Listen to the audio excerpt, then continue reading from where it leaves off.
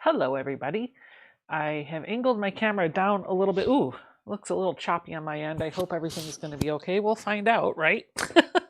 I've angled the camera down a little bit because Ian, who is 8 feet tall, is no longer here with me. I know this is very, very sad, but he is here in the chat enjoying the live stream from his home in Texas. In case if you didn't see his live stream on Sunday, he teleported magically from the DC area all the way back to the Dallas-Fort Worth, Texas area, and he is recuperating from a little over a month being here at my house. And I think the elephant in the room is that I miss him, and I am deathly afraid that tonight's live stream is not going to be as entertaining without my partner in crime. But we're going to try it anyway. Tonight I'm going to be working on block number 6 for the Designer Mystery Quilt. This is a block of the month from Fat Quarter Shop that is currently active. I am on block number 6, just about halfway done. There are 12 blocks in this program, and I think block number 7 is shipping soon. So really, really excited to put this together. I'll give you a look of what that looks like, but before I do, I don't think there's anything before I do. Yeah. Aw, Ian says, I miss you too, Becca. I'm so sad to be home. Let's see, who else do we have in the chat tonight? We'll say hi to a few people before we jump into sewing. It looks like Mary is here. She says, my kids invited me to dinner and a hockey game, but I wanted to thank Becca for the video about not having to finish a work in progress. I've anguished about a block of the month and really do not like it. Thank you. You're welcome, Mary. If you guys don't know what she's talking about, there is this whole thing that I put in one of my vlog videos a couple months ago about quilt bankruptcy, project bankruptcy. It is a thing, it is a real thing, and I think it is okay to pass a project on to somebody else if it's something that you just know you're not going to finish. So that's what she's talking about. Monkey Man says, fallen lately, Ian, watching replays of you falling out of the chair. You laughed like crazy. He does fall a lot. Michelle says, hello all, just finishing dinner, so I will have to catch up with Becca. Block 7 was charged to my card today. Same girl, same. It's coming soon. It's coming soon. My moderators, they're in the chat. Most of them, not all of them, but most of them do have channels of their own, and they would love it if you would check out their content. If you like what you see over there, you can give them a little subscribe. They all have their own little commands, and they will be happy to drop their commands, which will generate links for you to click on their channels and find out. Also, let's just start off the live chat by giving everybody a chance to promote themselves. I know it feels like, maybe I'm wrong, but it feels like there are a lot of content creators out there that don't like for you to promote yourself in their live stream. I've always been different, and I'm going to continue to be different, at least as far as I can tell. If you have a channel that you would like people to check out, whether you have 1 subscriber or a million, I don't care. Put a heart in the chat, and one of my lovely moderators will get your channel link and drop it in the chat. And while that's happening, I'll just read a couple more comments. Susan You're Out says, I can't stay on, so Becca, I am on my phone and I will be heading out for a holiday party in a short while. Enjoy that holiday party, Susan. Loretta says, I have 3 quilts done and working on 2 more and a table runner with placemats. Wonderful. And Class Gavlin says, finally get to join a live stream. Hello, everyone. Hello to you too. Hello to you too. I I gotta tell you, you probably don't even hear this, but I do. And it's driving me a little insane right now. My husband decided to go to the store. And when he leaves, I always ask him if I am sleeping or streaming or recording, please put the dogs in the kennel. I don't, or just let them run around, right? Um, let them either run the house or put them in the kennel. And he did not do either. I bet he put them in the kitchen with both gates up so that they have their food and their water and they can play. But the problem is, as soon as he hits the door, they sit in the kitchen and bark nonstop. And that is exactly what's happening right now. I'm pretty sure you can't hear them in the background, but I can. And it's driving me a little insane because I'm worried that there's something that they need, and it's a whole thing. But we're going to take solace in the fact that the puppies are okay. Speaking of puppies, Beetlejuice went to go get his rabies. Like he had last year, he got his rabies shot, but it was only good for 1 year, and his puppy shots. And this year he went to go get his big boy shots. So we went to the vet today and he got a bunch of shots, and he goes back in like 3 weeks to get the other set of shots. So I would hope that homeboy would be tired, but he's not. He weighs 10.5 pounds according to the scale at 16 months old. He weighs 10.5 pounds. He should be fully grown, but the vet actually said that he should fill out even a little bit more. He said that Beetlejuice was very lean. And if he wanted to eat, we should let him. I was like, we let him. In fact, we give him high protein food. We give him a little bit of kibble, but he really prefers the high protein stuff. Lots of chicken, lots of cheese, lots of eggs, things like that. And he was like, oh, okay. I was like, but he never stops moving. He's constantly running. He's constantly wrestling with the other dog. He's like, oh, that's probably it. So 10.5 pounds. 10.5 pounds. All right. I think I'm ready to get sewing. So I have set up a new layout, which should make my life a little bit easier because I won't have to click between different cameras. Check this out. Now, spoiler alert, this is new, and I'm hoping that everything runs smoothly. But if it doesn't, we're just going to come back to this default view. This is what I am calling my everything view. You can see all angles of what I'm doing. You've got your overhead view here, you've got the machine view here, so you can see what I'm stitching, and then of course you've got my face as well. And this is just kind of what I'm going to stay on tonight. I'll be able to see the chat as it's rolling by. But yeah, we'll see how this goes. So, hello, and hello, and hello. All right, I'm going to get started on this. Let me show you what the block looks like. This is what the block will look like. It is block number 6. This one was designed by Joanna Figueroa.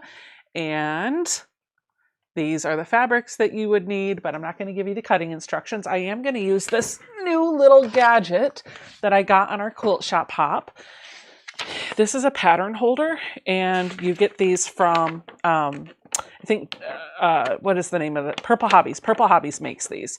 So I'm just going to put my little pattern in there, and I'm just going to slide it here out of the way so you can't see it. But then I can't see the chat, so we'll move it over here so I can see the chat and I can see the pattern. All right, we're going to start off by letting you know that all of my fabric has been pre-cut, not labeled, but pre-cut according to what the pattern instructions say. So we're going to start by making some flying geese units. We need to make 4 of them, which is, okay, that's wrong. I didn't need these. I needed those. We need our fabric B's, which are our rectangles, and then our fabric E's, some of them, which are squares. So to make our flying geese units, we're just going to lay out our square on one side of all 4 of these rectangles, just like this. And I can zoom this in a little bit so that you have a bit better of a view.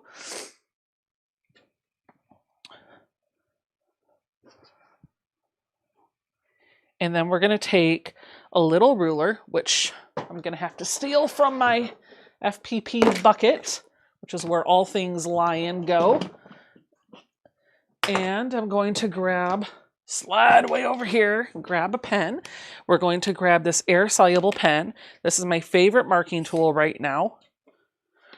It is the Soline Air Erasable pen. It writes just like a ballpoint pen, but the mark disappears after a couple of days without you having to take any extra steps. So it's there long enough for you to work with it, but doesn't disappear until the time's up. I will say that the air-soluble pen, the amount of time that the ink stays on the fabric depends on how much air is moving over the fabric. So if you put it in front of a fan or something where there's more air moving or you're blowing on it, it's going to disappear faster. But if you put it in a Ziploc baggie and sealed it up and took all of the air out of it, like sucked it out, pushed the air out, it would stay for a lot longer. Doop, doo, doo, doo, doo, doo, doo, doo. All right, so the way I'm going to do my flying geese units is take these over to the sewing machine. I'm going to stitch this side, and then I'm going to test them to make sure that I did them correctly, and then I'll trim and press. So I'll show you what all of that looks like. When I'm doing these, by the way, I always find when I'm doing a stitch and flip, instead of sewing directly on that line, I like to sew just one thread to the right of that line. It's a little washed out, so let's see if you can see that a little bit better. So when my needle is going through the fabric, it is actually right next to that line that I drew. It's not going through it.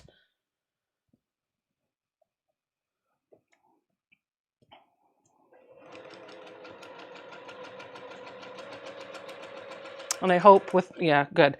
I just wanted to check with both of my hands on the throat of the machine, you can still see what's happening, thanks to the tripod that Ian picked out before he left. Thank you, Ian.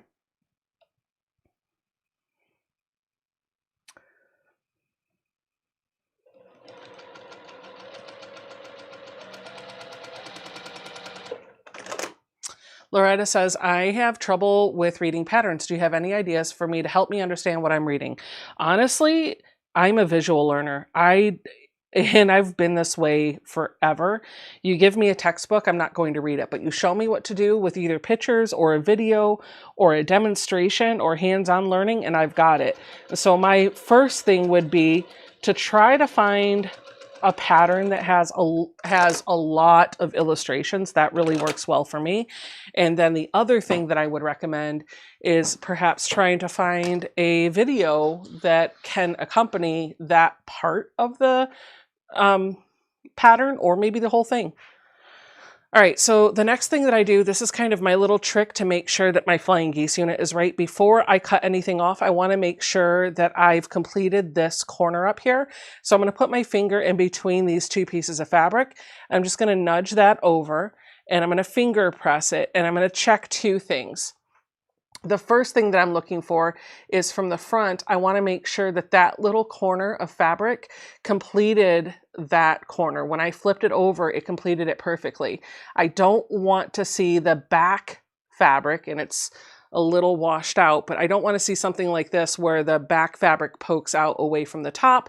And when I look at it from the back, I want to see it complete it perfectly as well. I don't want to see the front fabric poke out either. If that happens, then I know that I sewed this correctly. If it doesn't complete the square, I like to say, then it means that my stitching was not in the right place. I'll either have to be a little bit closer to that line or a little bit further away. So all of these look good. Since they all look good, I'm going to go ahead and trim, and then I will press, and then I will stitch the other side and do the same thing. Hello, Joyce Tucker from West Virginia. Hope you're having a wonderful day. It's a little chilly here. How's the weather over there today? I look at the pictures and work backwards. I do that too. Sometimes I'll study the picture and I'll just find my own way of doing it instead of following their detailed step-by-steps. Good luck, Loretta.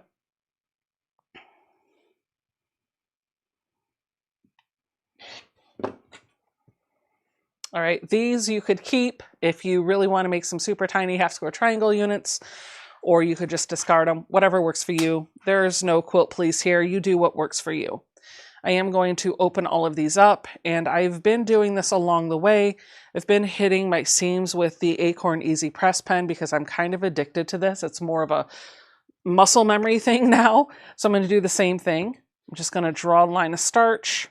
That's what this pen is. It has starch in the body of the pen, and it has a little nib that's very similar to what you would see on a highlighter or a marker. The starch, you can't see here, zoom out a little bit. The starch actually comes through that nib and just draws onto the fabric, and it lets you starch just the seam of your block. So we're going to come in with a hot dry iron and just let it sit right on top of that. Lorraine says, Becca was able to un-Ian proof her home. Hello, Donna McCaffrey from sunny Ohio. Hello, hello. Thank you, Kathy. She says, nice camera views. Awesome. Georgie says, you two make an amazing duo. Yeah, so that's actually something that I think I can talk about tonight since Ian's not here. We'll just talk about like what our future looks like with Ian, right? So while he was here, we talked a lot about how you all seem to really love the energy that the two of us brought to a live stream together, and we want to do more of those. But we also want to be cognizant of the fact that we don't want to be on each other's channel all of the time, right? This isn't the Becca and Ian channel, and his channel isn't the Ian and Becca channel. We do want to be able to do some things independently. So we've been talking about ways that we can kind of schedule live streams so that we're on with each other a little bit more frequently. I think we just happen to riff off of each other really well, and it helps keep the conversation going. So right now, one of the things that we're tossing around, you'll have to let us know in the chat if this is something that you would like to see us do. He does not do his puzzle mystery quilts on live streams. He does them as pre-recorded videos that usually drop the day after clues ship. So if you are making a large for the next puzzle mystery quilt, which is Tree of Life, I had to think for a minute, he will have tutorials for those. He actually has tutorials for Carnival and has done several others in the past. So make sure to do !Ian in the chat to get a link to his channel. We've been talking about the idea of him joining me one Friday a month, depending on what his schedule looks like, when I sew the Tree of Life clue on a live stream. And of course, we'll have his link to his truncated video showcasing his step-by-step or his tutorial, because his will be more succinct, and mine will just be more of like a, hey, we're gonna sew now type of thing. But it would be kind of neat just to, he could work on whatever, and I can work on my puzzle mystery quilt clue. You'll have to let me know if that's something you would like to see us do. And don't forget, speaking of collabs and fun quilty friends, on Martin Luther King Day in January, Tiffany and I are going to do a live stream on Monday, Martin Luther King Day. I think it's 12 p.m. Eastern Time, 10 a.m. Arizona time, 9 a.m. West Coast time. We'll figure all that out. 12 noon Eastern Time on Monday, Martin Luther King Day. She and I are going to be putting together the Elizabeth Hartman unicorn pattern. I think we're just going to, I don't know how many she's going to make, but I intend just to make one, and I'm going to turn it into a nice pillow.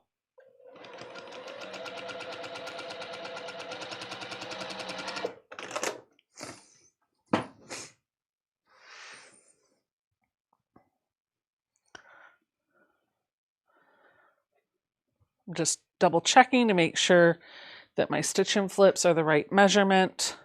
They all look good so far. Great. So now I'm going to trim and then I will press.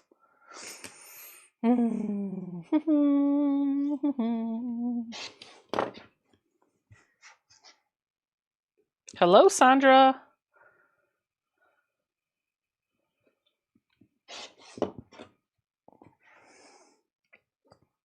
Fran says, yes, I love watching both of you together on a live. Awesome. Donna says, I would love to see the two of you together more. Wonderful. Oh, I like that idea, Ian. Maybe Cotton Cuts could send me a small quilt to work on with Becca while she works on the large one. Friends, do you think Cotton Cuts would go for that? I think that's a great idea. What do you guys think? Would you like to see, when we do the Tree of Life, would you like to see both of us work on both sizes? Ian could do a small and I could do a large on a live stream.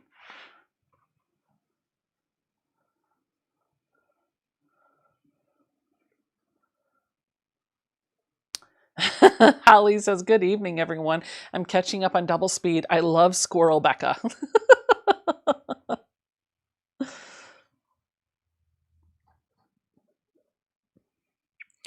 All right, all of these are nice and pressed. The dogs aren't barking anymore, so they must have settled down. They must have been a little upset that Daddy put them in the kitchen with the gate up.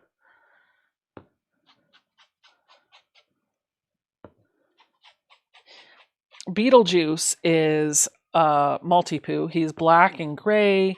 And if you want to see pictures and videos of the puppies, you can follow me on Instagram because that's usually where I post them. But he is a multi-poo, and he is the bigger of the two at 10.5 pounds. Kumu is smaller and around 8 pounds. And it's funny to me because Beetlejuice is not, I think Beetlejuice thought he was the alpha dog, but Akumu quickly put him in his place. So it's funny to watch them because the one that's tougher is the smaller one. He's rough and tough, and Beetlejuice is quick and nimble, and it's just a really fun dynamic to watch these two play together.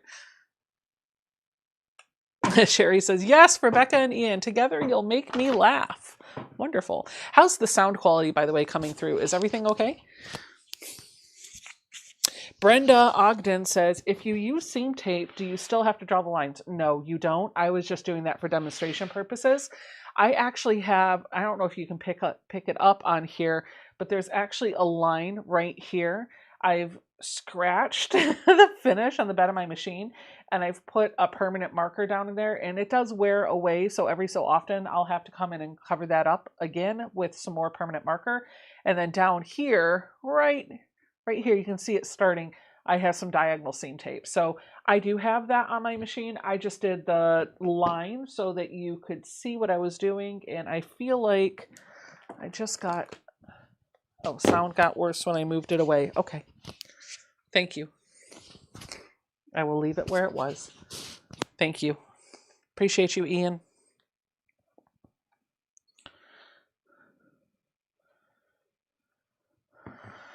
Okay. So there are my 4 flying geese units. And now we're going to take the squares that match the body of the flying geese unit. We're going to put them on either side for all 4 of them. And I'm going to try to match the direction of the body of the flying geese unit. I was studying the block earlier, and I felt like the direction of this blue fabric was important. So I did go out of my way to try to cut things a little differently. Listen, the amount of fabric that Fat Quarter Shop gives you for a block of the month is extremely generous. So you have enough to be able to fussy cut, and if you make some cutting mistakes, you're definitely still good.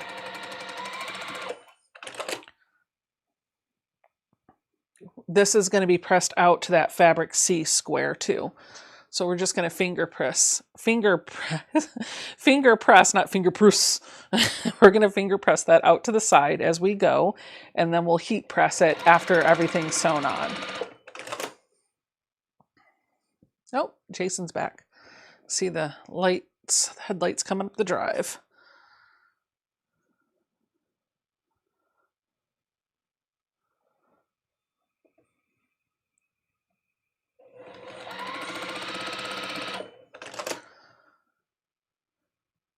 When is your next mystery challenge with Ian, Teresa, and Tiffany? Lily's asking.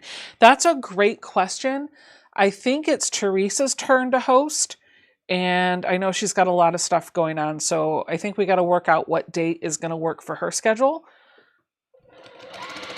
As soon as we know, we'll let you know. Becca, we'd love to see you both working on things together. Wonderful. We will try to make that happen. I want to do more sewing with friends live streams, but I want to be careful to not overwhelm my Friday nights with a bunch of people. And I want to make sure that it's people that I jive well with, that my personality gets along with. It was really nice having Ian here, having somebody that I could talk to who would laugh at my boo-boos. It was just a lot of fun. And I want to do more of those. So I'm thinking a little bit about what that might look like. Oh gosh. You guys, my light does this really weird thing. You're going to laugh at me. It's always done this. Every house I've been in, there's something in the wiring in this light.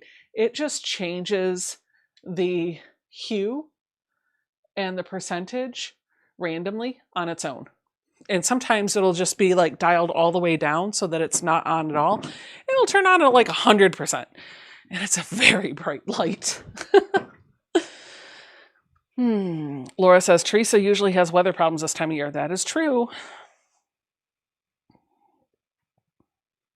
Jewel says, are you going to do a Christmas event? What do you mean by that? Like a Christmas live stream?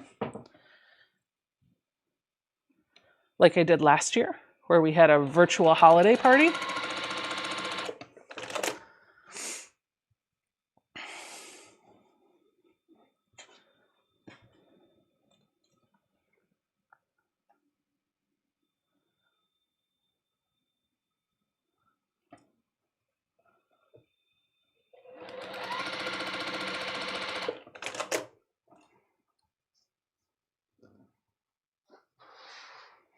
The live chat just seemed to have stopped. Oh, there it goes.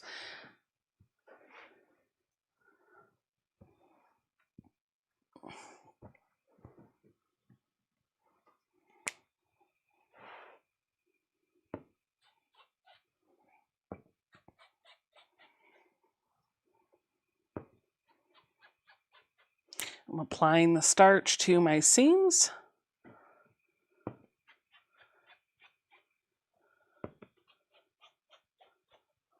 Just like that.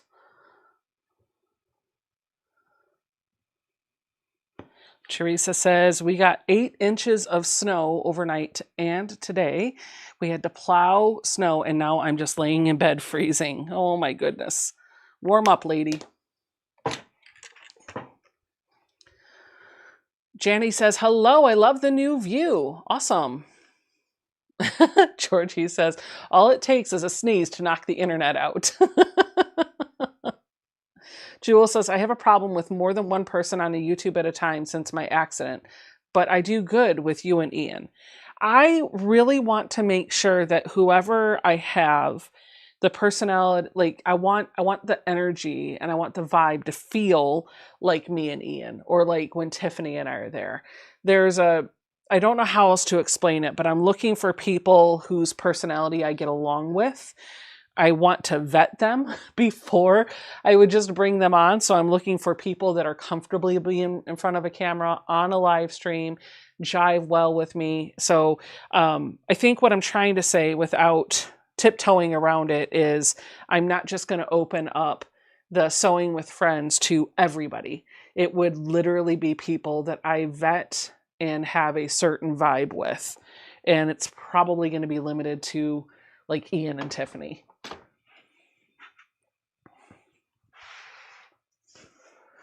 Like you did last year, making the quilts with the ugly fabric. No, I'm not doing that. Although Quiltmas is happening this year, I am not partaking in it.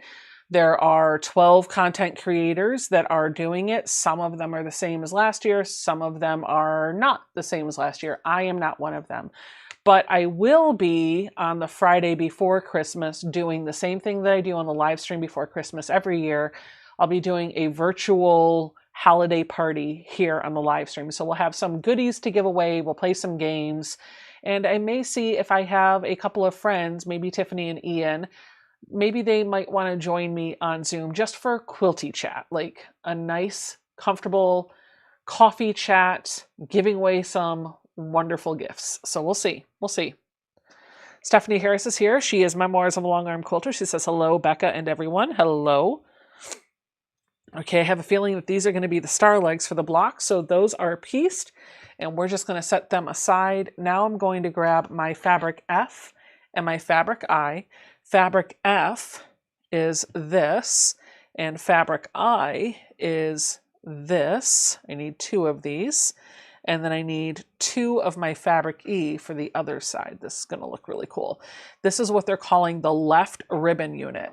So watch how we're going to do this. We're going to start by taking one of the rectangles and placing the fabric I square on the left side of it and sewing from the upper left down to the lower right. If you have diagonal seam tape, you can do what I'm doing, and that's right.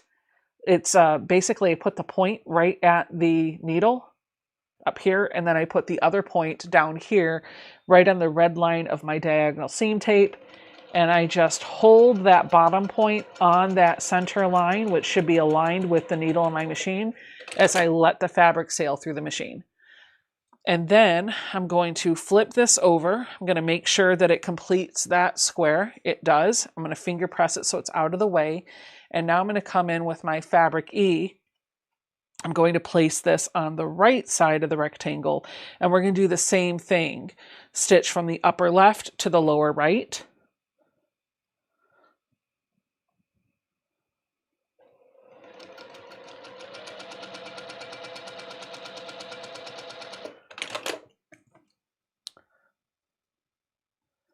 Amy Zeller says, I'm in a strange funk. I've put sewing aside and I cannot stop cross-stitching. I know eventually I will come back to on train. I think it might be creative avoidance. We all get in those funks from time to time. And sadly, I feel like what kind of gets us inspired to do more is to finish something or get excited about a small project. Right now, if your creative juices are flowing with cross stitch, then I say stick with it until you feel the desire to quilt again. That's okay to bounce around from things. We're making 2 of those units, by the way, and you'll notice I have not trimmed anything just yet. I'm leaving the excess fabric there until I'm positive that everything is done correctly. We'll have a little bit of time at the end of today's live stream to see what you guys have been working on. We haven't done a sew and tell in several weeks. So if you want to share on this live stream what you have been working on over the past several weeks, feel free to do exclamation Facebook in the live chat. That'll get you a link to the Sew Becca and Friends Facebook group where you can post a picture, and anything that is posted during the live stream tonight, we will showcase probably in about an hour.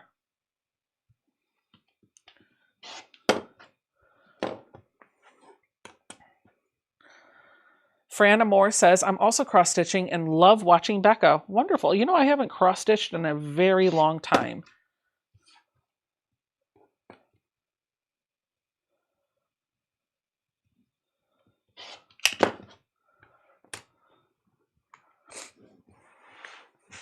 These are the left ribbon units, so I'm just going to press them.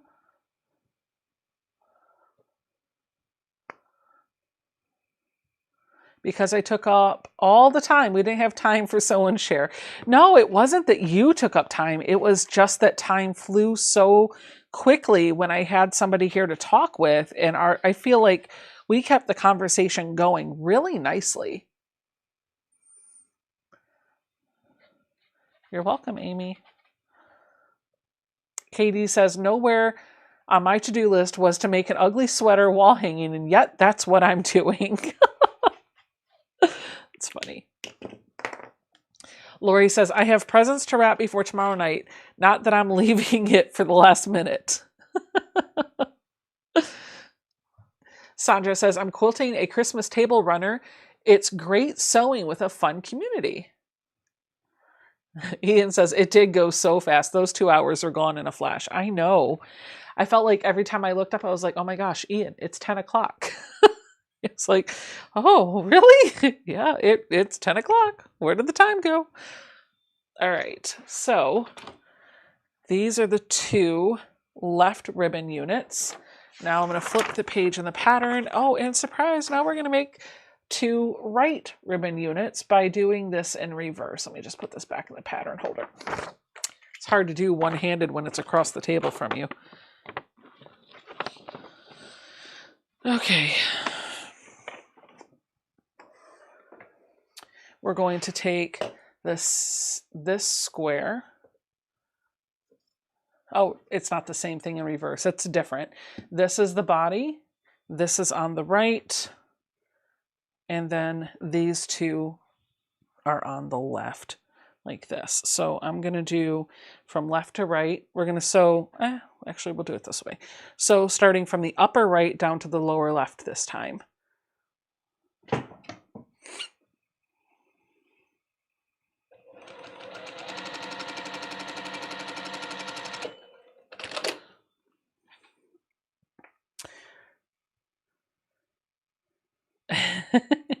Ian says, I have something super secret to show you. I can't wait to see what you think. Oh, well, it's not so secret if you just put it in the chat. Now you have my mind curious. What do you have to show me?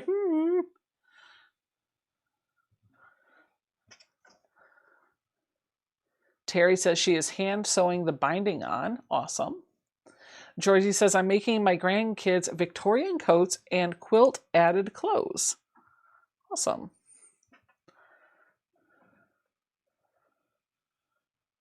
Katie is working on the Missouri Star Christmas box snuggly sweater.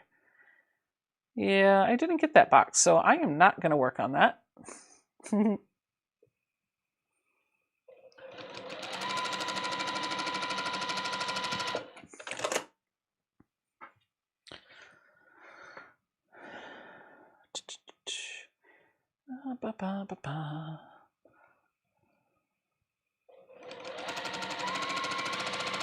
And just like that, there we go. Sandra said, Ian, that's like telling the joke without the punchline. Ian said, I might have done that on purpose. I'm such a tease with our friends here on YouTube. Yes, you are. Yes, you are.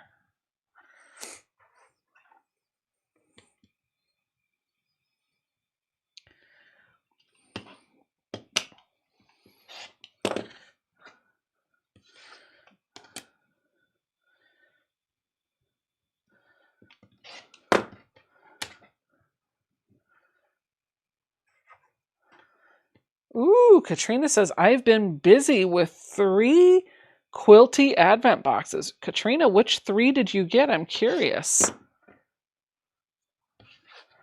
Mary says, I just finished my hand sewing binding while listening. Wonderful.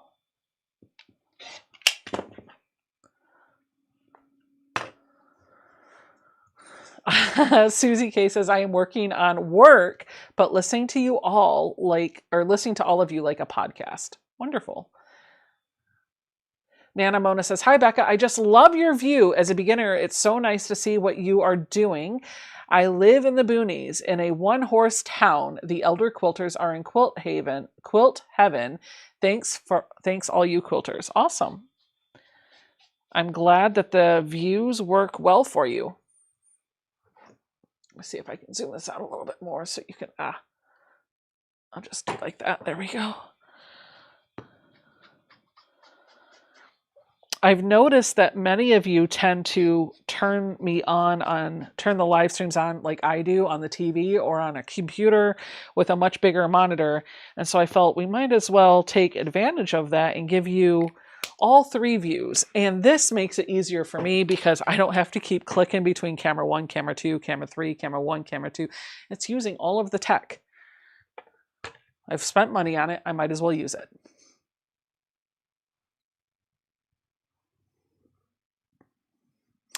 Holly says, I am not sewing tonight, just watching. I have reached the boring part of the quilt I am making. I'm having to size and trim up all the blocks, lost all my sojo for now. That's actually one task that I find is so much easier to do when I am sitting on a Zoom with friends or just kind of hanging out doing all the, turn this down, doing all of the other Like if I've got a TV show or a podcast or a movie or a documentary to listen to or friends to talk with, trimming stuff up goes super quick. So if you've got a live stream that you can listen to, if somebody's making you giggle or laugh, or you've got a friend to hang out with, that's a perfect time to square things up. Oh my gosh, Ian, you are killing me with the stew. Silly, silly, silly. All right, now that we've got those done, we're going to take one left and one right to put them together so that they go like this. We want that white fabric in the middle right here to match up. So I'm going to pair them right sides together and sew with 1/4 inch.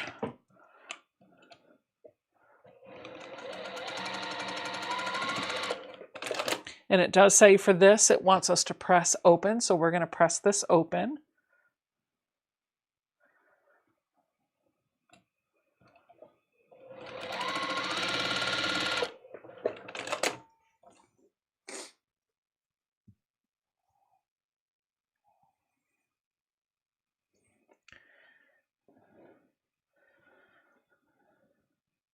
Now here's something that I'm going to point out, and I'm going to leave this because it's not really that big of a deal in mine. But if you're trying to be absolutely perfect, you'll want to pay attention to this. This point, I don't know if you can see it right here, you're going to have both of these fabrics kind of come to a point right there. Now this one is just a little bit lower than that side. You probably can't even tell when it's that far away, but if I bring you in really close and let that zoom in, you still can't tell. Okay, fine. So we'll leave it alone. But that's something you might want to be a little careful about. This one's a little off too, but honestly, in the end, in the grand scale of things, I think it's going to be okay. So we're just going to leave it. My rule of thumb is if it's just a couple of threads off, unless it's a quilt that I think is going to be entered into a quilt show and I want it to be judged and critiqued, I typically don't worry about them, because I feel like right now it's going to jump out at you because you're working on just that one small area of the quilt. But in the long run, once that little seam is into the block, and then the block is into a quilt, and then the quilt is quilted and washed and snuggled, you're not going to notice it. And if you do, then the quilt wasn't meant for you.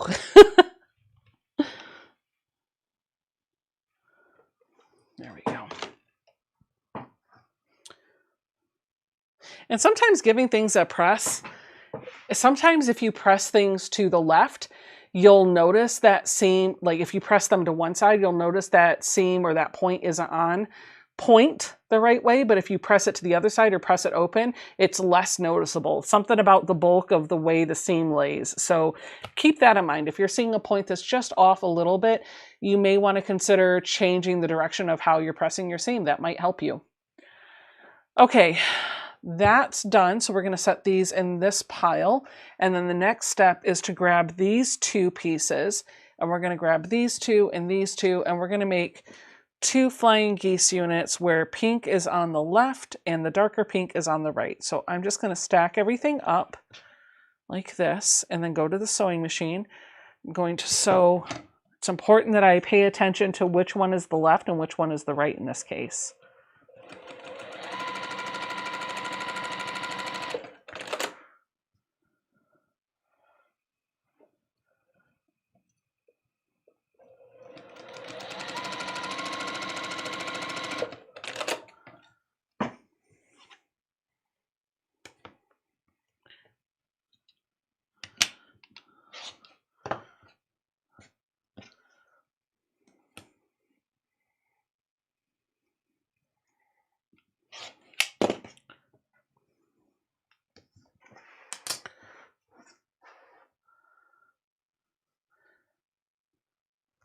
Becca, this setup is much better for me. Thank you, Georgie. I'm glad. I'm glad that this works for you. It looks like the computer's handling everything okay. So this will probably be the default setup when I'm live from this point going forward.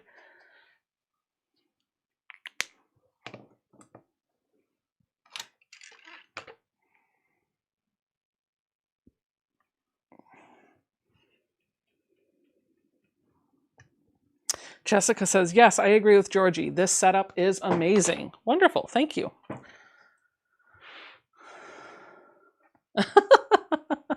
Stephanie says, LOL, I need to learn how to hit send after I text.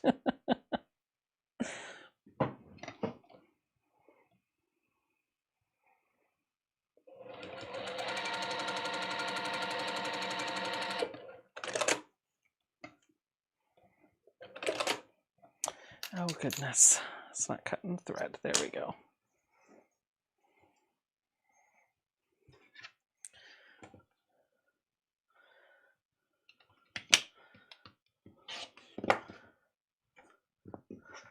Becca, will you do a video or live on the assembly of this block of the month? I will probably do an edited video showcasing some of it, maybe. I won't do a step-by-step tutorial because I've seen the finishing layout. It is a lot of work, but I will probably recapture the assembly of it and talk about it in a weekly video.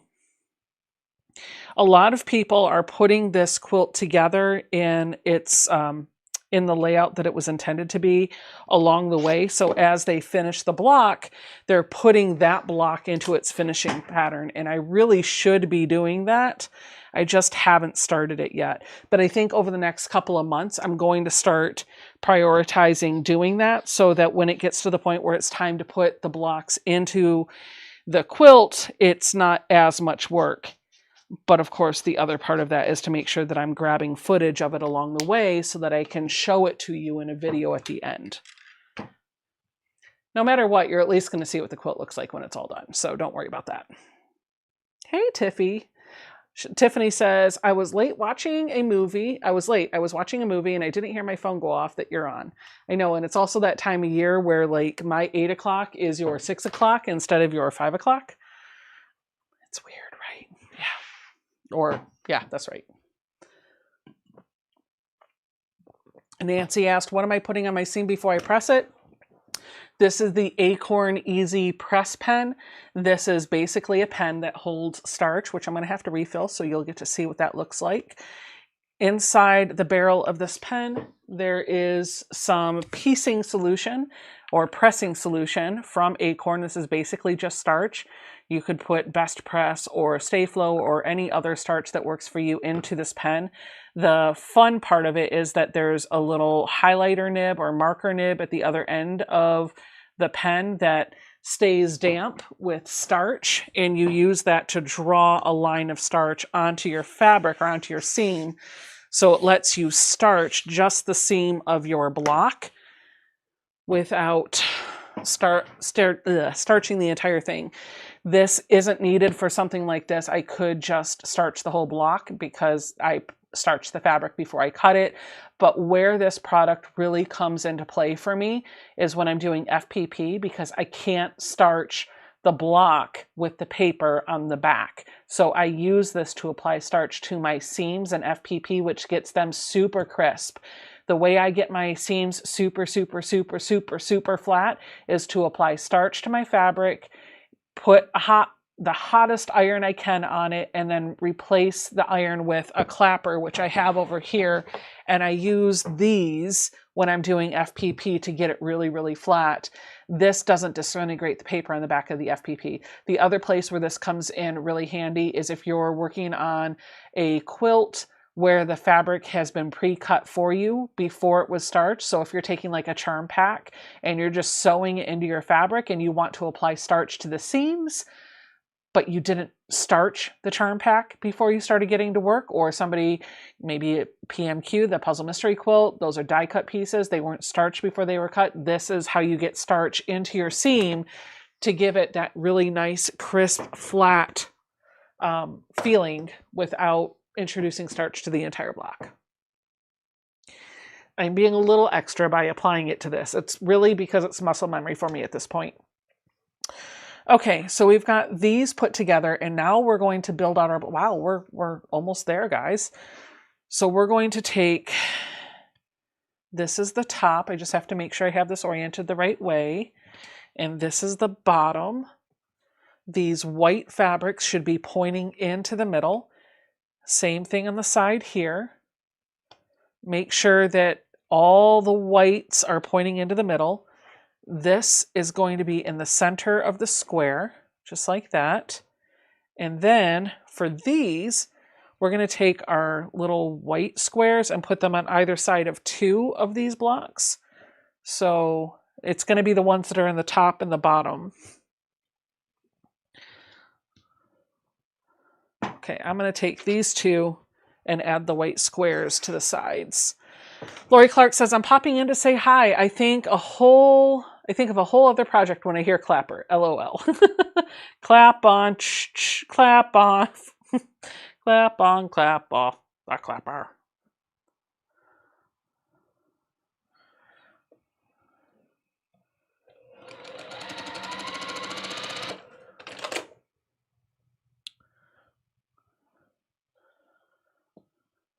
I am so old school. I think that I already read that. Sorry, I thought she said bomb. No worries. BOM, block of the month.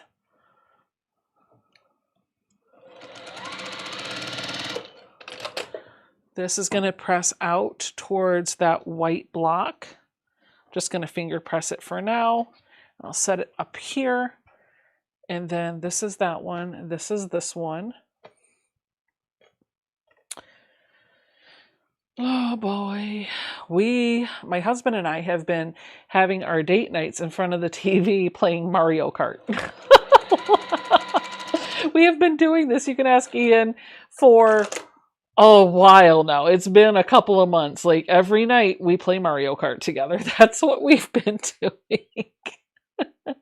I'm getting good, but sometimes he's still really good at video games. So he frequently beats me, but I can hold my own. I can hold my own now. I'm quite pleased with that. All right, so that's what the top and the bottom row look like. I'm just going to move this out of the way. And we're going to start sewing these together. Now here's your tip. I do have a pattern that's telling me what order to sew everything in, but I'm going to have to start from the center out because I need to attach these to this, right? So I need to make this row small enough to fit here. So I know I'm going to attach these to the left and the right first. I'm going to be building from the center out on this block. And when I do this, if I want to keep that point, I'm going to have the flying geese unit on top, and I'm going to stitch a 1/4 inch away, but I'm going to keep an eye on my needle to make sure that it hits just to the right of where those threads kind of intersect. This is going to, it doesn't say, oh, it does say, we're going to press that underneath the blue square, which is exactly what I did. So, haha, I did it right. Then we're going to press the other, or sew the other one.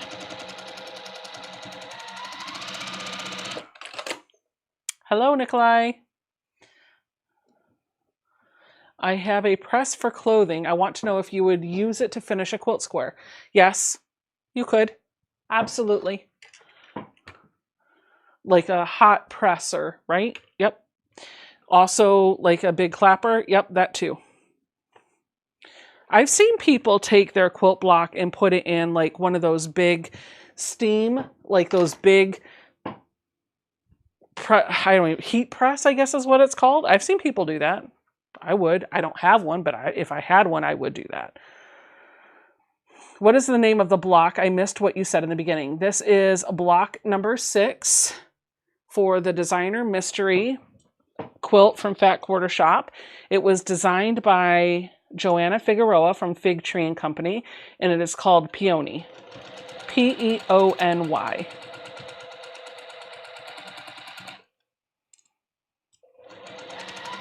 It's a very pretty block, right?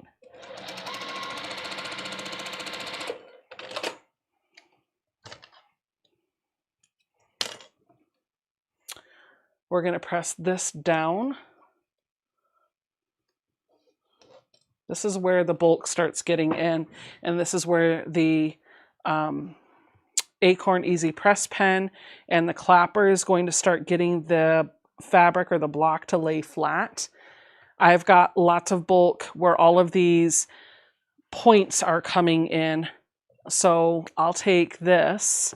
I could spritz it with some Best Press, but this is actually a little bit more economical because it's just applying the solution just to the seam. It does take me an extra second or so, but if I'm being honest, it would take me more time to apply starch because I would then have to press the whole block. I would have to apply heat to the whole thing. I only have to apply heat to that one seam. And drawing the starch on there, I feel like takes just as much time as spritzing it.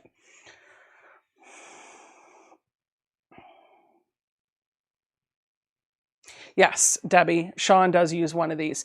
He was gifted it from, I think his name is John from Art Meets East. It is an absolute game changer when you're dealing with little pieces.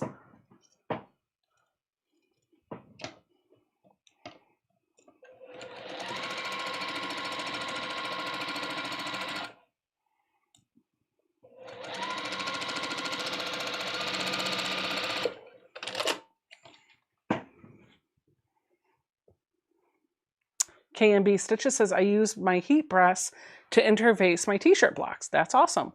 And don't forget the hammer method. Kidding, of course. No, that's not a joke. I've taken a wooden mallet to some very difficult seams to get them to lay flat. It happens.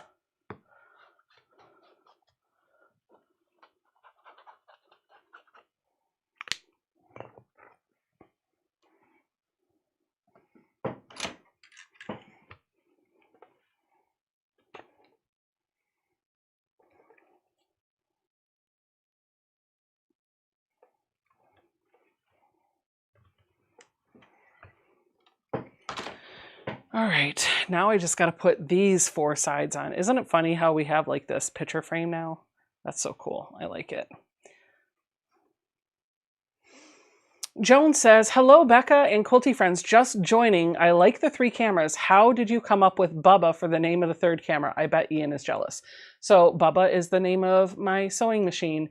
I got this machine from So Yeah when I moved into my new home.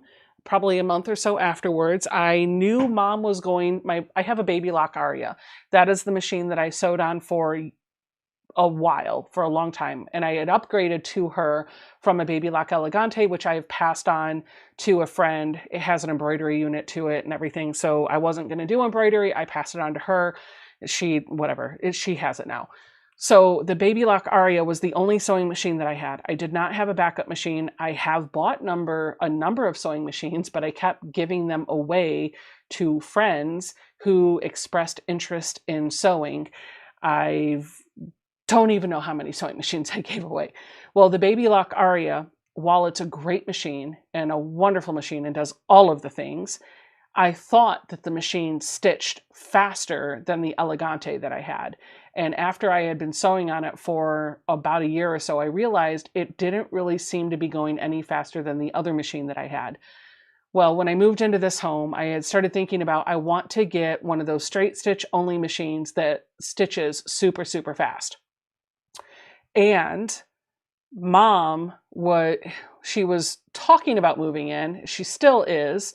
But at the time, we thought it was going to be sooner rather than later. We thought it was going to be within a year or so. Either way, my mom does come up here and she spends a lot of time. She's usually at home for a month or 2, and then she's here for a couple of months. She'll be here at the end of this month and she'll be staying until March. She has expressed an interest in quilting and sewing, and she needs a machine that does all the things that Baby Lock does. It threads the needle, it helps tell you when the bobbin's running out, all of the computerized things that are on that lovely, lovely, very expensive machine. And so when I realized that she was going to need a machine to sew on, because that's the only one that I had, I did not have the Juki at that time. And I realized that what I really wanted was a fast, straight stitch only mechanical machine. I did not need anything else. I just wanted to do one thing very fast and very nicely.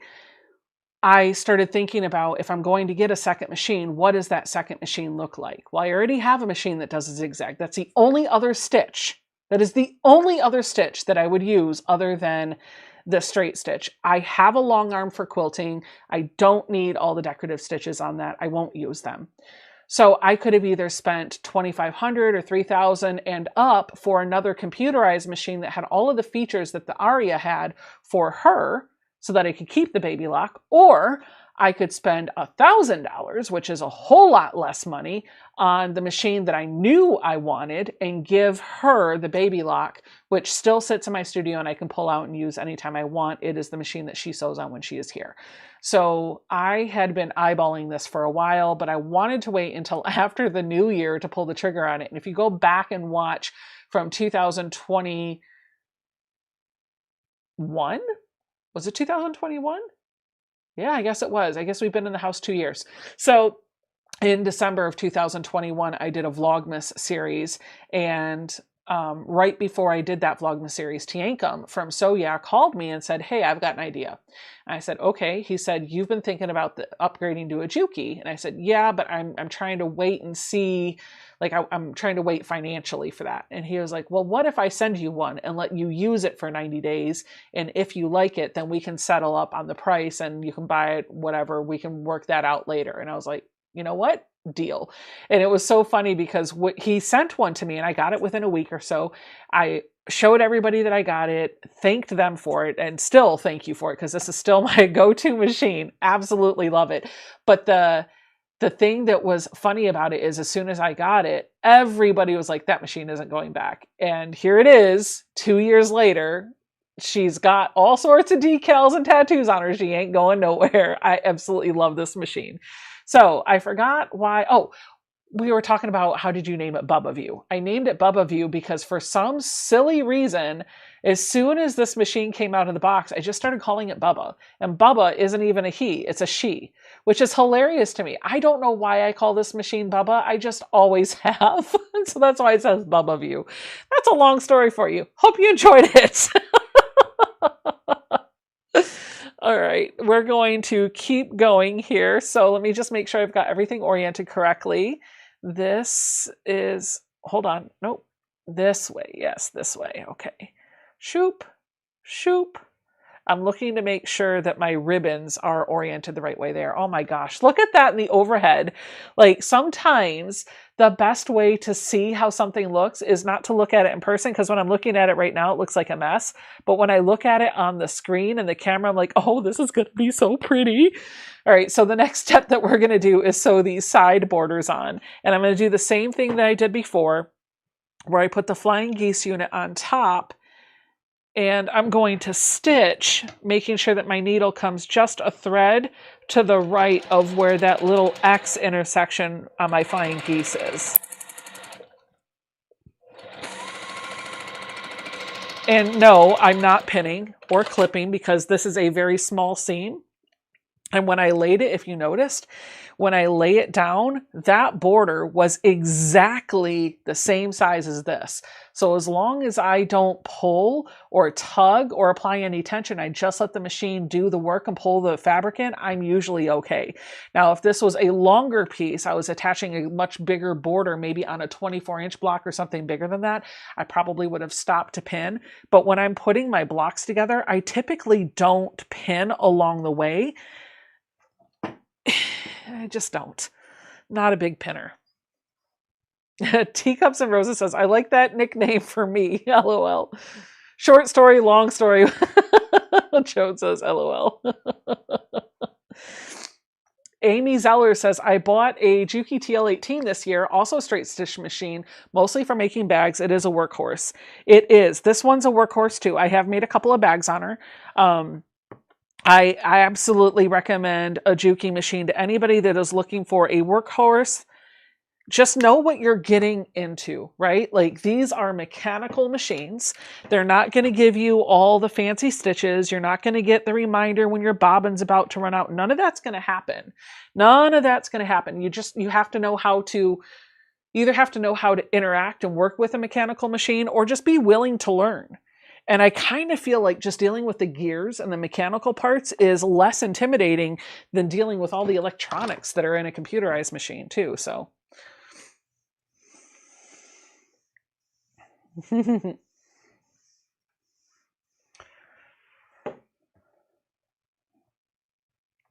All right. So on this side, we're going to put this one in here. Pierre says, I absolutely love that story, Becca. You can tell stories anytime. Well, thank you. I like telling stories.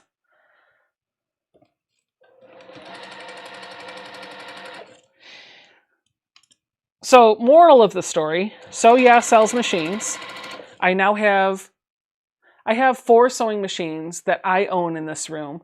A hand crank behind me, which I never use, decoration only, but I may make Tiffany make a quilt with that just to say it's been used when she comes in February. My long arm, my baby lock, and my Juki.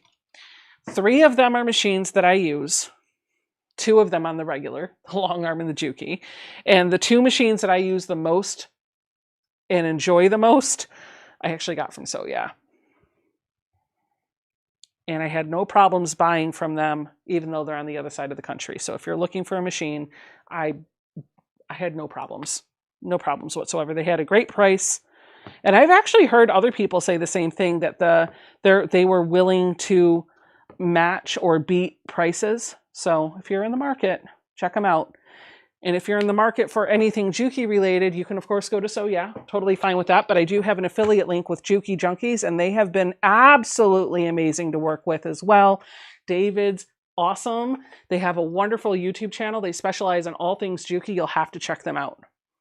All of my affiliate links, by the way, are in the description box of this video. They are also on the front page of my website in case you are curious. So shout out to both of them. Feel free to shop wherever your money wants to go. Ian says, I bet Becca was ready to not have to host me anymore, though. Actually, no. I am not. I'm happy for you to come back.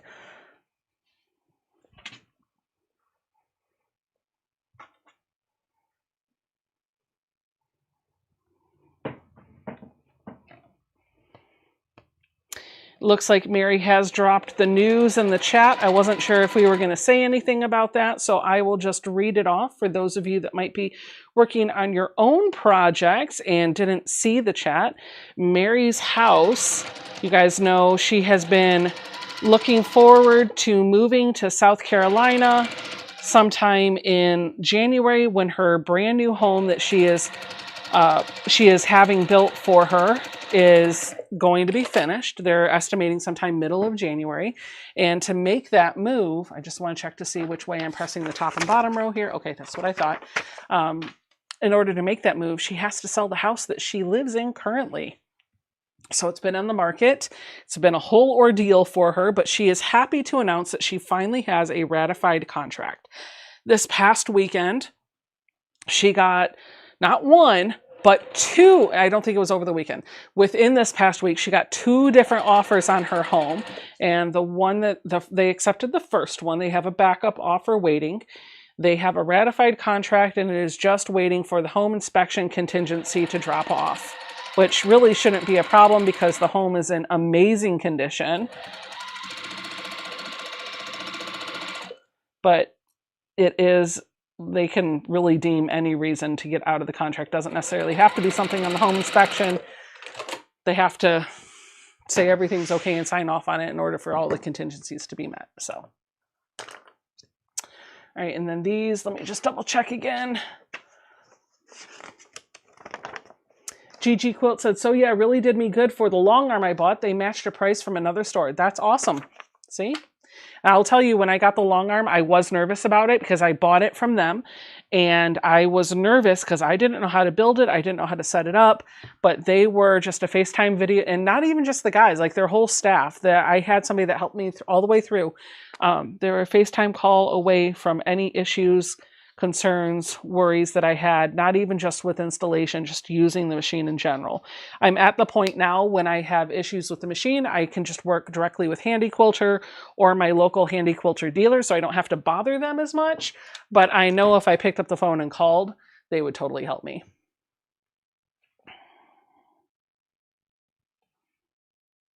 Did Tucker's family have their house built around his long arm? LOL.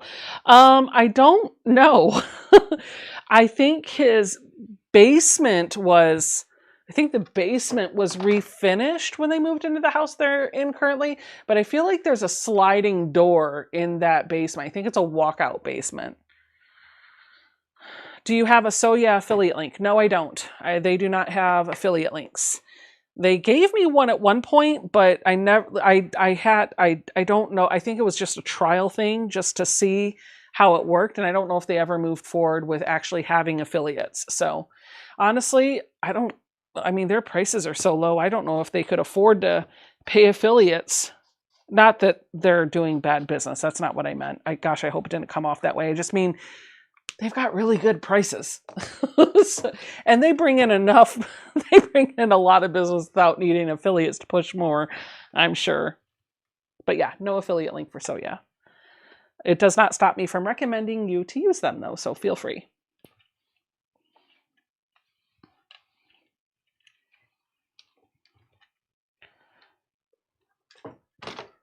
Okay, there we go. Loretta says, well, I need to go. I have to get my meds taken and go to bed. Love watching your videos and learning all of the new stuff. Good night. Bless you all. Good night, Loretta. Have a good sleep.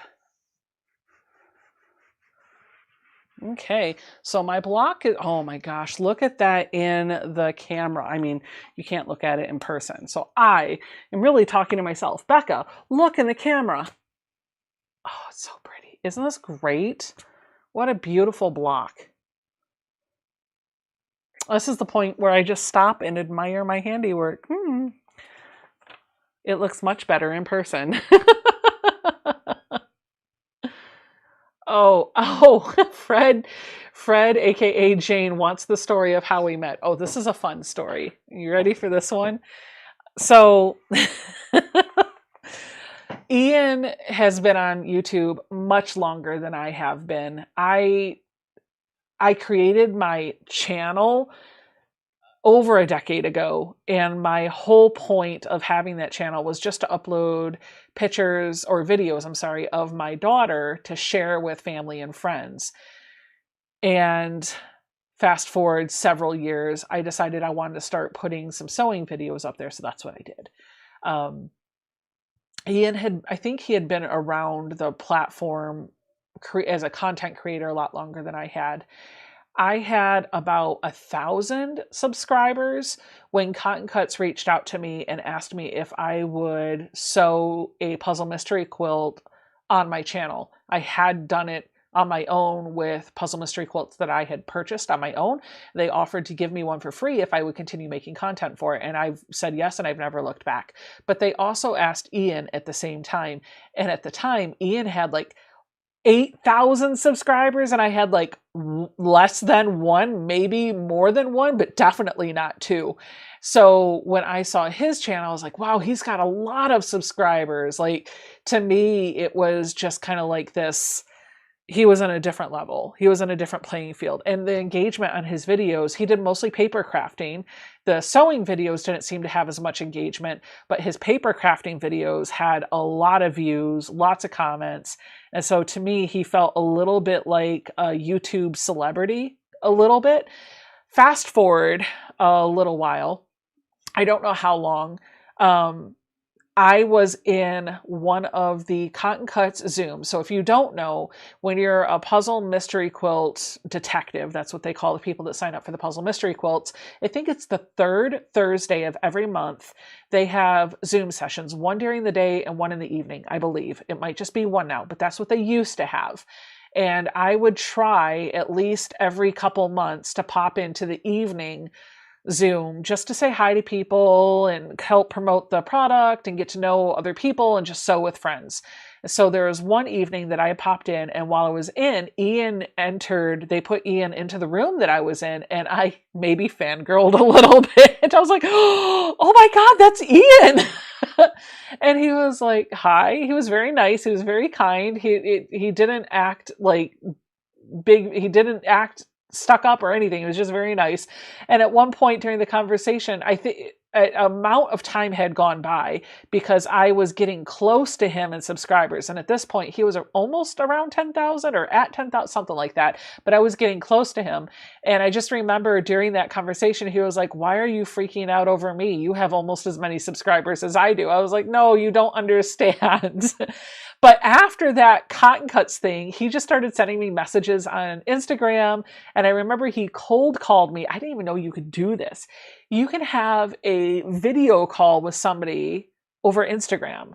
I didn't even know you could do this. He just like cold called me while he was out for his evening walk one day and just wanted to chat. And I was like, oh my God, are we like best friends now? And he was like, yeah, pretty much. I was like, oh my God. And it's been like, that's been the whole thing. We started out, we just kind of clicked, right? Like there are some friendships in this world that just happen very fast and very easy. And they're very natural. They just are easy. And that's what I feel with Ian. It is a very easy relationship to have. He's a good friend and I miss him and I want him to come back. Please come back. All right, let's see what else do we have. Lori says, I went to Costco and somehow 2 packages of muffins jumped into my cart. 2 of my favorites, pumpkin strudel and blueberry. Those both sound delicious. Georgie says, Becca, I can hardly wait to see when the whole quilt is put together. Each piece has been beautiful. I can't wait either. Like I said, it's not going to be a live stream, but I will reveal the whole quilt when it's done. And I'm actually thinking this might be a giveaway when it's all said and done, because I have been, and don't hold me to this, because once it's put together, I might decide I need to keep it. But the thing that I have been doing is keeping more of my quilts.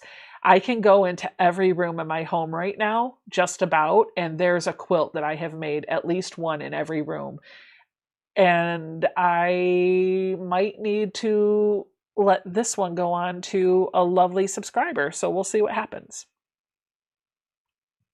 What a cool story it's meant to be. That's right. I agree. Ian's great. Tiffany is another good friend that I met through the YouTube universe. And that one's funny because there was a lady, her name is Teresa, who used to, and there were a few others that did this too, but Teresa was not Teresa Louise, a different Teresa. This Teresa had told me on a couple of occasions I should check out Tiffany's videos, and apparently she was telling Tiffany that she should check out mine too. And so we kind of lurked a little bit and checked out each other's videos, and after a little while we started talking. And at first it didn't happen at first. We didn't connect at first, but then something just clicked and I don't know what it was. For me, like I think I was friends with her before I went to Vegas the first time back in 2021. Gosh, it was 2000. A lot of stuff happened in 2021, didn't it? Before I met her in 2021, I think we were good friends, but then I met her in person. And at that point, it just kind of became like, okay, now it's not just an internet friendship. It is a friendship. I have met her in person.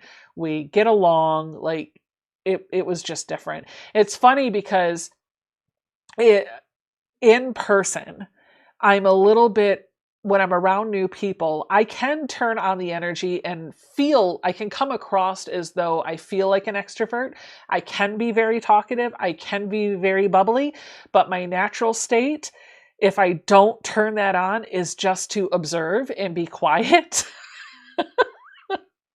when I'm around brand new people. And so I'll kind of take a back seat and just let other people talk. Or if I'm feeling particularly depleted from people's, I'll be very quiet. And I was people depleted. I was energy depleted when Tiffany and I had gone out for dinner. So we had spent the whole day doing things, whatever. And in the evening, after we did the shopping, we went to a Mexican restaurant. And so I drove Jason, Tiffany, Scott, and I to this Mexican restaurant where we met some other people to have dinner. And the whole way in the car, I'm just kind of quiet. And Tiffany's just, and at one point she stopped. She was like, you don't talk very much, do you? I was like, no, actually I do. But I'm just, I'm peopled out right now. So Jackie says, what quilt pattern would you use for an 8-year-old girl? Fat quarter friendly. Oh, goodness. What about,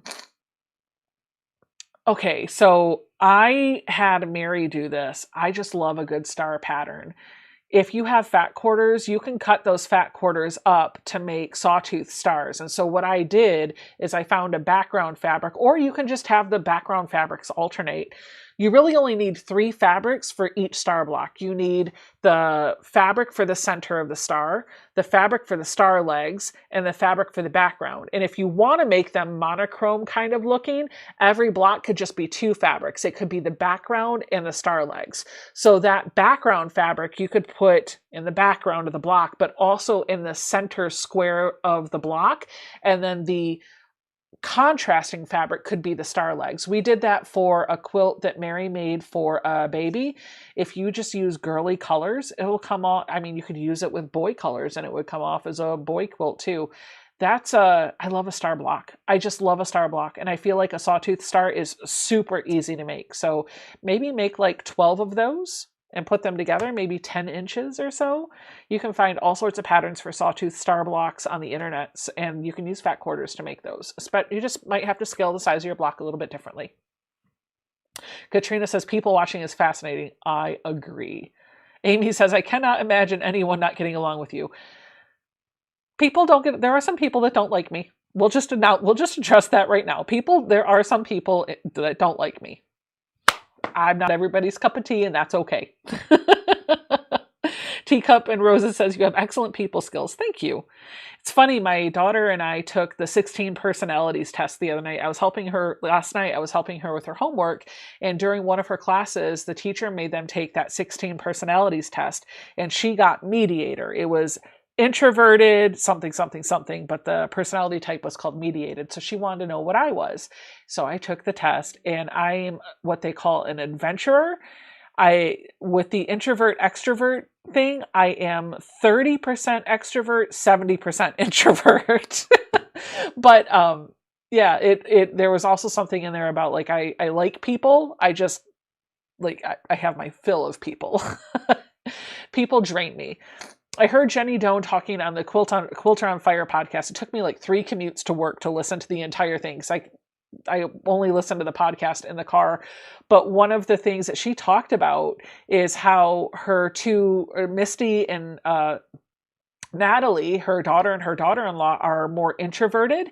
They love people, but they need to recharge after being around people by kind of withdrawing into themselves or being alone in their home. And that is definitely me, 100%. But she said when she's feeling low on energy or feeling down, she likes to be around people, and then she gets energized and feels excited. So it's interesting how that dynamic plays out. It's so funny because for a long time, I thought extroverted meant that you were outgoing, and introverted meant that you're shy. And that's not it at all. I am outgoing. I am bubbly. I do like people, but I don't get my energy from people. I deplete energy when I'm around people. And yeah, it's so funny. It's so funny how that works out. Anywho. Let's see, what else do we have? Jelly Roll Club is doing a star quilt next year. Awesome. Martha's Creative Life said there's a free pattern. She put a link in her Quiltmas video. Awesome. That would work out well too. You could check out that video. Joan says, I would love to meet you, Tiffany and Teresa. If any of you are in Central Illinois, please let me know. I was just in Chicago this past May. Maybe next time. Mary says, I even drain you from time to time and spend the most time with you outside of you do. And it's not because Mary has learned how to read me. And I think Ian has too. But Mary, like, I don't know. I think they both know how to read me, but neither one of them take it personally. And they're both very respectful of, okay, you need your downtime. You're go spend some time with your family. I'm going to go over here and I'm going to be okay. And I think that's part of the reason why our relationships work so well, is because when I know that I need some downtime and I need to recharge, I feel comfortable enough saying, okay, I need to go take a nap, or I need to go sit on the couch, or I need to put my headphones in and just tune everybody out. Right. And, having friends that advocate for your needs and are looking out for your best interest is absolutely amazing. You got to have a friend like that in your corner. Bubba View, love the name. You're welcome, Bill. Forgot about Ian. Forgive me, Ian. Okay. Joan, Ian wants to meet all of us. Joan, are you going to QuiltCon isn't a Sawtooth Star? Oh, I'm so sorry. Kate I'm so sorry. Maybe I misunderstood the question. The 8-year-old is going to make the quilt. I thought you were making a quilt for an 8-year-old. If your 8-year-old is making a quilt, literally just buy a charm pack, maybe a couple of them, and have them sew the 2 charm packs together and add a border around the outside. Bada bing, bada boom, done. Make sure they can sew straight and teach them how to just sew those squares together. It makes it a scrappy looking quilt. They can have fun by picking out the fabric that they want. They just pick out the charm pack or 2 that they want to use. And then you get a quilt that has all of that variety, all of that interest, but it's squares. And I feel like people tend to give themselves more permission to use a quilt when it's just squares too. So I just grab a couple charm packs. Yes, Tiffany, you are the one that I snuggle with. It is important, Stephanie, to have friends that advocate for you, and you are definitely one of those that I am growing close with, and I appreciate as well. So, Tangles S says, does that mean that extroverts are energy vampires? Yes, I think they are. Well, I don't think they're all energy vampires, but I do think like that's actually a conversation that Ian and I have had. He was the one that kind of, oh gosh, we're going off, like this has nothing to do with quilting. We're just talking about mental health stuff. But he was the one that kind of helped me understand that energy dynamic and how it's different for extroverts and introverts. We were talking one evening a year or so ago, and he was explaining about how his roommate was an introvert and he is an extrovert. Ian is an extrovert. And he said the way he looks at it is both of us have buckets. And he starts the day with his bucket being empty. And as he interacts with people, he reaches into their bucket and takes contents of their bucket and puts it in his own. So every interaction with a person, he siphons off from their bucket, their energy bucket, and he starts to fill his up. Whereas his roommate, who is an introvert, starts off the day with a fresh, full bucket of energy. And as she interacts with people throughout the day, that bucket gets smaller and smaller and smaller. And when he explained it like that, it was like, so. Oh, you're not going to QuiltCon, Jones? Oh, sorry. Rail fonts could be for a good quilt too. That's really easy to do as well. Let's see, what else do we have? Jewel says, I get that, Becca. After work, I've been around people making myself talk. I come home, talk to my son for a couple of minutes, and go into my room and stay there for a couple of hours to recharge. Yes. My job is... the projects that I'm working on right now don't require as much people interaction as the projects that I have worked on in the past, but I'm very, there are some projects that I end up working on where it is very people heavy. It is a lot of conversations, a lot of meetings, a lot of briefs, a lot of talking, and a lot of people. And those days when I come home, I literally just have to lock myself away. And if I'm being honest with you guys, oh my goodness, I felt horrible. I felt like the world's worst wife and mother, because when I came home at the end of the day, I had nothing else left to give my family. I had nothing. I just wanted to go to bed. I just wanted to go to bed. And I thought there was something wrong with me, and turns out there's not. It's just how my energy is. So I have learned that it's okay to have limits at work too. Because if I don't protect that, then when I come home, I have nothing for my family. I got to be able to have that work-life balance. And so I don't have to do all of the people interactions in one day. I can carve out some time to do busy work that I need to do on my own. And I don't have to have a day full of meetings if I'm on a project that allows that. So I can have a day to start, I can have time to start off the day doing quiet work, and time to end the day doing some quiet work, and then some time on the drive just to kind of unwind and have me time. I don't have to spend the entire day talking to people, which is probably not what my mom wants to hear, because my mom loves it when I call her on my ride home from work. But if I'm being honest, sometimes I just can't talk. I have nothing to say. There have been times where I've called her on my ride home and she'll answer the phone. And as soon as she picks up, I'm like, why did I call her? I have nothing to say. I don't want to talk. I just want to listen to my podcast. And she knows when it happens too, because I'll just be like, hey, and that's it. But I also know that one day my mom's not going to be here and I'm going to regret not being able to have that one more phone conversation with her. Not to get super depressing or morbid, but that's a conversation that Jason and I have had too. When your loved one pass, you're always going to be left wanting just one more conversation, just one more interaction, just one more hug. And because of that, I'm trying to be very cognizant of the time that I have in the moment with my mom, with my stepdad, with my sisters, with my husband, with my daughter, because one day we won't have any more time with them and we're always going to want just one more of whatever it is. Okay, let me... Introvert mixed with an empath. Hi, Lori. I can feel other people's energy, which also drains me. If your energy does not match what my energy is, or if your energy does not match the other person's energy, that stresses me out and drains me too, because then I feel like I have to play mediator. So whatever. All right, let's go over to the Facebook group and take a look and see what you guys have been working on this week. I cannot wait to see all of the fun things that you guys have been putting together, because it's been a minute since we've done these. I just got to turn the brightness on my monitor up so I can see it. That would be great. Yeah, there we go. There we go. There we go. We're going to go over to the Sew and Tell screen. Karen says, my husband started talking to me once he retired because he didn't use his people quotient. He didn't use up his people quotient at work. Now he gets me. I get you. All right, I'm going to refresh the page and see what we have in the Facebook group. We're going to scroll on down and change this to new posts.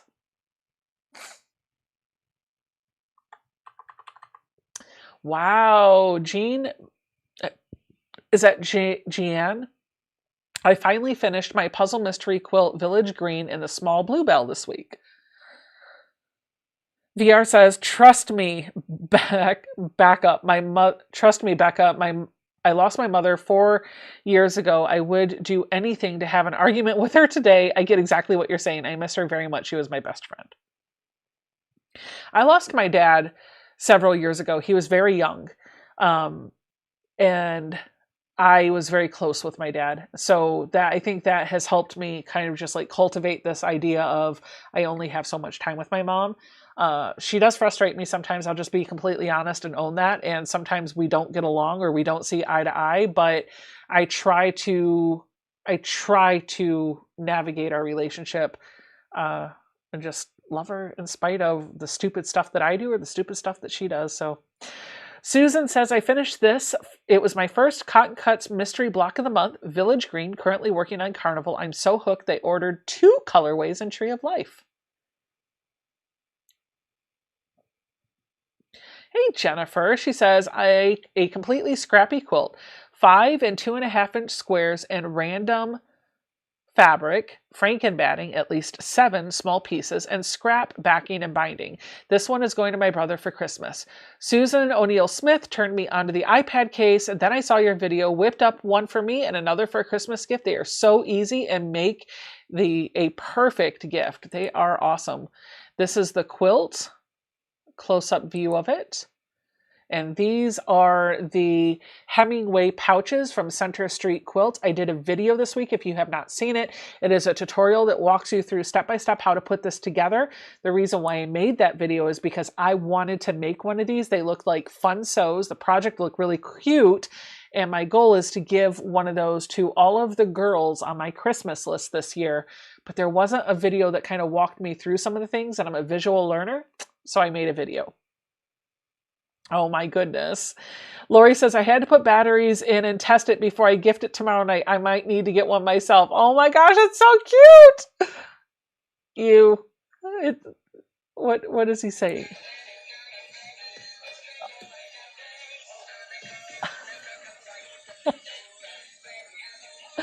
Oh, I want one of those. That's great.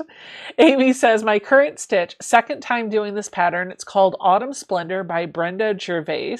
The first time I stitched, I ended up doubling the white so it would show. I wasn't thrilled with it, so I did it again. I also used a variegated floss for the little quilted stars on the new one. It's subtle, but I love it. The darker background is my work in progress, and the lighter one was the original stitch. I actually like the darker one. I like the current one. Because you're right, it pops more. It does pop more. Laura Miller says, I'm working on tri-rec blocks for a Bonnie Hunter mystery. Also, flying geese as my leaders and enders, squaring up with the new rulers from Fallon. Wonderful. Lori says he sings Hanukkah songs and she got him at CVS. That's really cute. Debbie Rhodes says, I finished these two for my grown granddaughters. They are by Annie Patterns. Oh my goodness. Stop. Love the one on the left. Katrina says, I've been busy. This has been a busy week thanks to 3 Advent boxes, Jenny, Carolina Moore, and Open Gate. Let's see what you've got going on. This must be the ugly sweaters wall hanging. Oh, look at those little gingerbreads. Oh, so pretty. Monique's fabric line for Christmas this year is just out of this world, and I love that. They look like presents. Ooh, pretty. Love that fabric.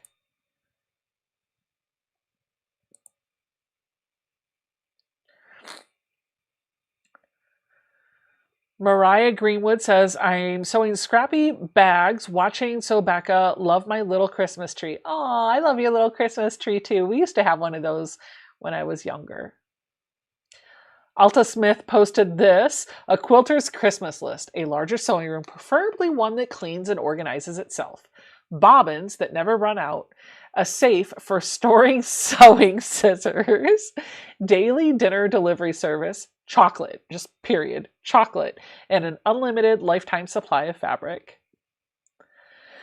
Candace Zimanov, she says, I finished setting up my new baby and this kid comes along and kicks me. So fun. Patty Carlson said she is playing with a QCR mini ruler and some CAFE circa 2015 and older. Both are the scraps from a bigger project. Lori Fayer says she is working on a triangulo for my adult niece who still plays Pokemon. Wow. Also, triangulos look great, and maybe I should make some of those for Christmas. They look like they might be easy to make. Judy posted a comment or a comic. That's cute. All right, I'm going to refresh the screen and see if we've got any other new posts.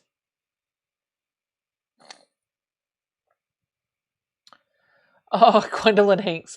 I got the package I ordered from Becca today, but Willow thinks it's for her. That's cute. Martha Tureen, she finished this quilt for her hubby for Veterans Day, and she's so proud of it, and her hubby loves it too. Thank you for your husband's service and your dedication. I'm guessing he served. Donna Forrest. Oh, hey, Donna. She said, been super busy the last few months. Under the tree are some gifts I made for our quilt retreat using glass blocks, twinkle lights, and a bow. Oh my gosh, let's look. Oh, so cute. That is just absolutely adorable. Just a few fat quarter. Well, yeah, that's so cute. Oh, your work is so beautiful.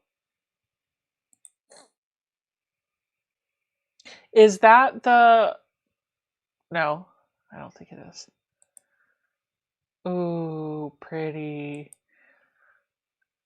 Ooh, pretty. Oh my gosh! Look, it says love. The thread at the top says love, and there's a little heart coming off onto the quilt at the bottom. Oh, Donna. Oh my gosh, look at that. Okay, we're back at the beginning. Melissa Feldhouse says, 4 cuddly infinity scarves. I bought these last year, but didn't feel smart enough to make them. LOL. Shirley Kessinger says, my great-grandson's quilt. Very pretty. And we're back to that post. We've already seen that one, so I will refresh. He did 21 years in the Navy. Thank you, Martha, for your husband's service and your family service too, because it takes a family, right? Randy Bishop is doing green quilt as you go quilt for her niece. She is sewing the blocks together now. We're back at Gwendolyn. Ah, Donna, I was going to ask. I was looking at that fabric, and I'll just go right back to your post. There it is. So when we got to these blocks, I was like, is that the 2022 Designer Mystery Quilt? Because that looks like that Nantucket fabric from Camille Ross Kelly, but I wasn't sure. And you just jumped right in. It was. So thank you. You knew exactly where I was going. Very pretty, very pretty, very pretty. I don't think there's anything else in the group. We'll just refresh one more time. Oh, here's one more. Katie says she's cutting fabric for her ugly Christmas sweater block exchange. She already received 2 from friends, so she needs to get busy. I'm guessing those 2 at the top are the ones that she received. The one on the left to me looks more Christmassy than the one on the right. Probably because it's got more of the green and the red.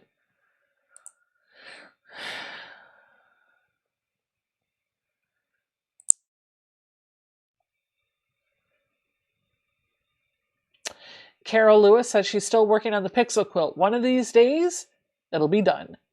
You can see on the left what it actually is going to look like when it's all put together. And this is the panel that she is adding the fabrics to. And that is the video that I hope to release on Tuesday, is how to use. Part of that video will be talking about that interfacing that she has there, because I'm using it in a project that I hope to wrap up this weekend.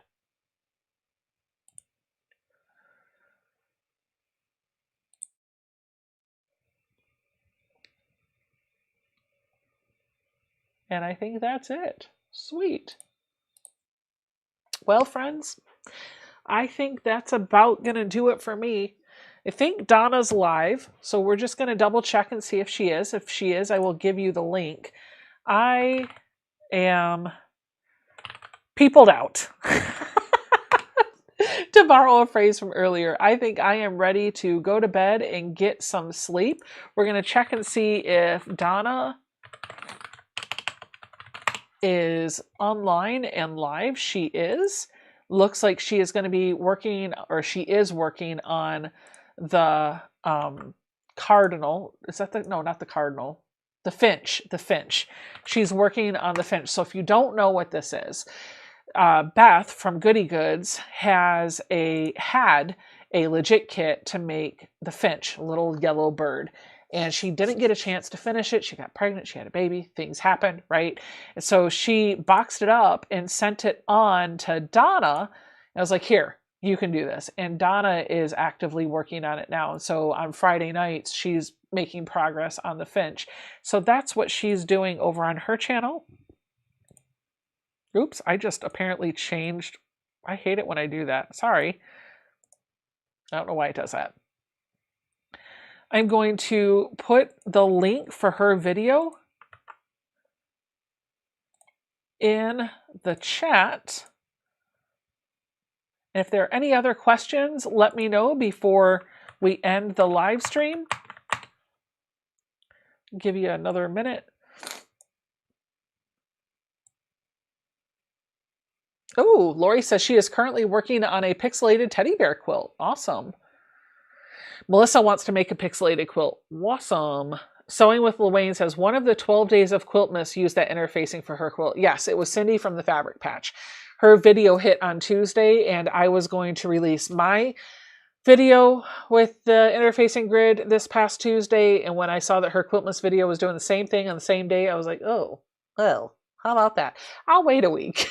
I've been working on this video for months. So it's not exactly the same project, but it's very similar. And I just decided to hold back a week, and I'll release it next week. So, all right, guys, thank you so much for hanging out with me. I'm going to go get a bottle of water. I'm going to go hang out with the husband, and I'm going to go get some sleep because I'm tired and I'm ready to go to bed.